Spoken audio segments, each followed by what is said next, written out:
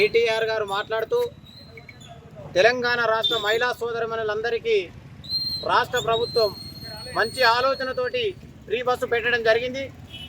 దాన్ని టీఆర్ఎస్ పార్టీకి మనుగడ లేదు, ఇక రాబో కాలంలో కూడా టీఆర్ఎస్ పార్టీని రాష్ట్ర ప్రజలు నమ్మే పరిస్థితిలో లేరు అనే ఒక భ్రమలో కేటీఆర్ గారు ఎల్లిపాయలు ఒలుస్తున్నారు, బస్సుల బీడీలు చుడుతున్నారు, బ్రేక్ డ్యాన్సులు చేస్తున్నారు అనే మాట తప్పు. ఎందుకంటే మహిళా సోదరిమణులందరికీ కూడా ఫ్రీ సౌకర్యం కల్పించినటువంటి గొప్ప అవకాశం కల్పించింది రాష్ట్ర ప్రభుత్వం. దాన్ని స్వాగతించాల్సింది పోయి నువ్వు విమర్శించడం తగదు. వెంటనే మహిళా లోకానికి క్షమాపణ చెప్పకపోతే నిన్ను ఎక్కడ కూడా తిరగనివ్వం. కాంగ్రెస్ పార్టీ శ్రేణులు ఎక్కడికక్కడ అడ్డుకుంటామని హెచ్చరిస్తా ఉన్నాం. 9 సంవత్సరాల పరిపాలనలో ఏ ఒక్క మహిళలకు కూడా మంత్రి పదవి ఇవ్వకుండా మహిళలు యావత్ తెలంగాణ సమాజాన్ని, తెలంగాణ మహిళలను కించపరిచినటువంటి టీఆర్ఎస్ పార్టీ, కేసీఆర్ ప్రభుత్వం, కేటీఆర్ ప్రభుత్వం.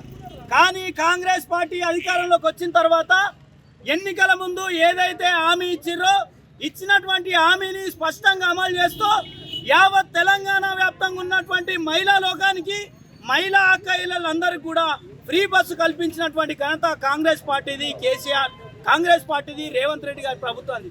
కానీ ఈరోజు కేటీఆర్ గారు ఈ మహిళలందరినీ కించపరిచే విధంగా, తెలంగాణ సమాజంలో ఉన్నటువంటి మహిళలను కించపరిచే విధంగా బస్సులలో ఈరోజు మహిళలను డ్యాన్స్ చేయాలని చెప్పి, డ్యాన్స్ చేసుకుంటూ పోవాలని చెప్పి ఈరోజు కేటీఆర్ గారు మాట్లాడుతూ ఉంటే, ఈరోజు తెలంగాణ మహిళల్లో ఉన్నటువంటి సమాజాన్ని, తెలంగాణ మహిళా లోకాన్ని మొత్తం కించపరిచే విధంగా ఈరోజు కేటీఆర్ గారు మాట్లాడుతూ ఉన్నారు.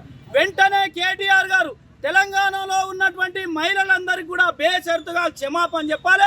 లేని పక్షంలో ఈరోజు కేటీఆర్ గారిని ఎక్కడ కూడా మహిళా లోకం తిరగనియదని చెప్పి సందర్భంగా హెచ్చరిస్తా ఉన్నాం. ఇప్పటికైనా గత పార్లమెంట్ ఎన్నికల్లో 16 సీట్లలో 1 సీటు కూడా టీఆర్ఎస్ పార్టీకి ఇవ్వకుండా మొత్తం తెలంగాణ సమాజం బుద్ధి చెప్పినా కూడా ఇంకా కేటీఆర్కు, కేసీఆర్కు, హరీష్ రావుకు బుద్ధి లేకుండా అహంకారం నెత్తికెక్కి ఇంకా కూడా మాట్లాడడం మానుకోవాలి.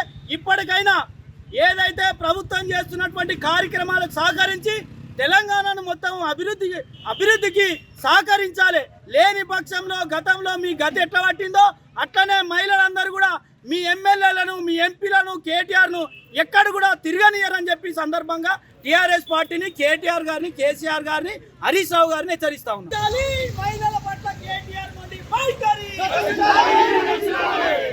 మహిళల పట్ల కేటీఆర్ మొండి వైఖరి,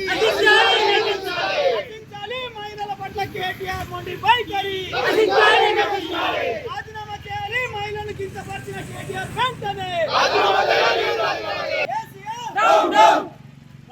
చేయాలి. మహిళలను కించపరిచిన కేటీఆర్ వెంటనే రాజీనామా చేయాలి. మహిళలను కించపరిచిన కేటీఆర్ వెంటనే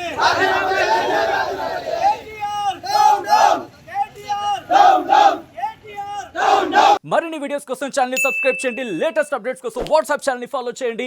అండ్ లింక్ డిస్క్రిప్షన్ లో ఉంది.